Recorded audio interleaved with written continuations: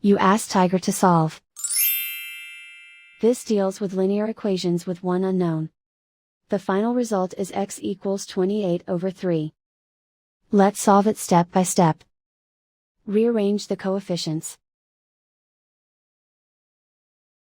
Isolate the x. Multiply both sides by inverse fraction 7/3.